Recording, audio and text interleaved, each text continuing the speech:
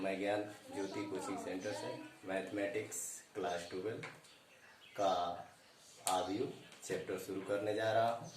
और इसमें हम आपको यह बताएंगे कि आव्यूह होता क्या है। पहली कंडीशन, क्योंकि हम आव्यूह चैप्टर को पढ़ने जा रहे हैं इसलिए हम आव्यूह के बारे में पहले जानेंगे। तो आव्यूह जो होता है यम इंटू यन की एक कोट होती है। तो यम जो हमारा होता है यह पक्ति होती है और यन जो हमारा होता है अस्तंभ होता है। ठीक, तो इन्हीं को हम क्या कहते हैं, आव्यूह कहते हैं। यम इंटू यन की कोटि को क्या कहते हैं, आव्यूह कहते हैं। लेकिन आव्यूह जो होता है, एक आव्यूह के बारे में अगर हम जानते हैं तो आव्यूह एक फलनों तथा संख्याओं का एक आयताकार क्रम विन्यास होता है। जैसे कहने का अर्थ यह है कि इसमें जो है आव्यूह एक हमारा क्या है, फलन है। फलनों का और संख्याओं का एक आयताकार क्रम विन्यास होता है। यह आव्यूह कहलाता है। लेकिन सिर्फ अगर हम आव्यूह की बात करते हैं तो आव्यूह जो होता है यम इंटू यन की जो यम इंटू यन के गुणन को क्या कहते हैं, आव्यूह कहते हैं। तो इसमें जो होता है एक कंडीशन आपको आती है, जैसे मानते हैं कि फंक्शन ए आई जे और इसको ब्रैकेट करके यम इंटू एक मिनट अब उसमें आप यम जो है पंक्ति अब दिखाइए कहाँ है, कौन पंक्ति है, कौन स्तंभ है। देखिए इसमें जो है यम इंटू यन जो हमने बताया, आव्यूह बताया, तो इसमें जो हमारी यह लाइन है इसको हम क्या कहते हैं, पंक्ति कहते हैं, जिसे हम यम से पढ़ते हैं। कितनी पंक्तियां हैं उसमें? पंक्ति इसमें है जो है 1, 2 और 3, इसमें 3 पंक्ति है। और स्तंभ बताइए। और जो स्तंभ हमारे जो है ये खड़ी जो लाइन है यह हमारे स्तंभ है, जिसमें स्तंभ हमारे कितने हैं, 4 स्तंभ फर्स्ट। तो स्तंभ की भी चारों लाइनें खींच दीजिए, खींच कर दिखा दीजिए। थर्ड और ये फोर्थ, ये हमारे स्तंभ है, जिसे हम यन से क्या करते हैं, प्रदर्शित करते हैं। और यह उसको ऐसे लाइन से खींच दीजिए, ऐसे ये अब कोई भी पंक्ति को भी दिखा दीजिए पूरे लाइन से। ये हमारे ऐसे 3 हो गए, पंक्ति थर्ड, ये सेकेंड और ये फर्स्ट, ये हमारी पंक्ति। अब इसके अकॉर्डिंग हमने यह कहा कि हमारी जो है एक पंक्ति स्तंभ होते क्या है। तो पंक्ति स्तंभ में एक आई और जे, तो यह कॉलम और रो, जैसे हमारी पंक्ति को आई से और स्तंभ को जे से भी प्रदर्शित करते हैं। तो यम इंटू यन के क्रम को क्या कहते हैं, पंक्ति कहते हैं। क्या कहते हैं, पंक्ति कहते हैं। यह पंक्ति आव्यूह कहलाते हैं। लेकिन वही चीज ए आई जे यन इंटू 1 के क्रम को क्या कहते हैं, स्तंभ कहते हैं। यह हमारा तो जो था बेसिक कॉन्सेप्ट था आव्यूह के लिए। लेकिन हम इसमें क्या करते हैं, इसी के अकॉर्डिंग हम पूरे इस क्वेश्चन को क्या करते हैं, हल कर देते हैं।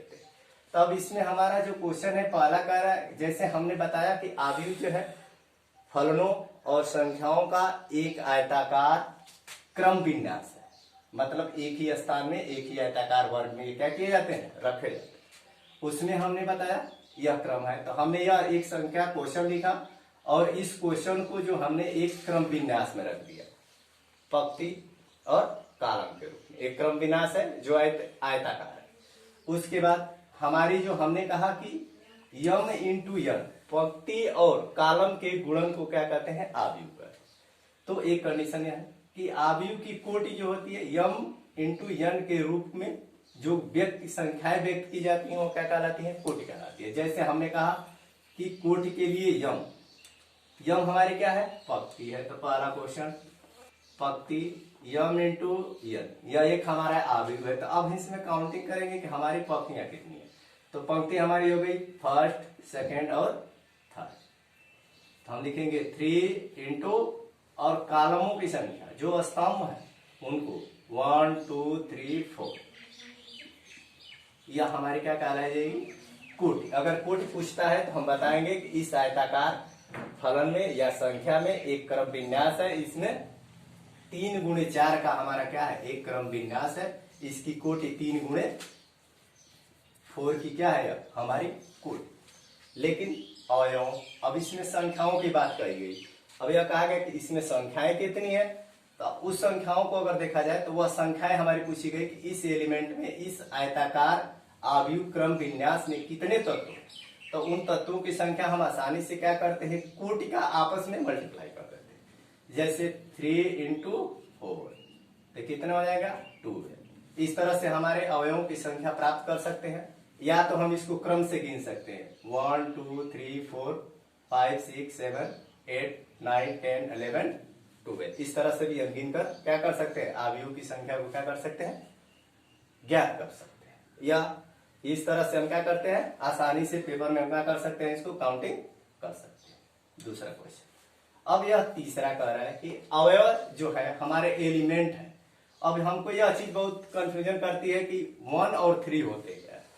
तो 1 कहने का मतलब है कि ये हमारा क्या है, एलिमेंट है।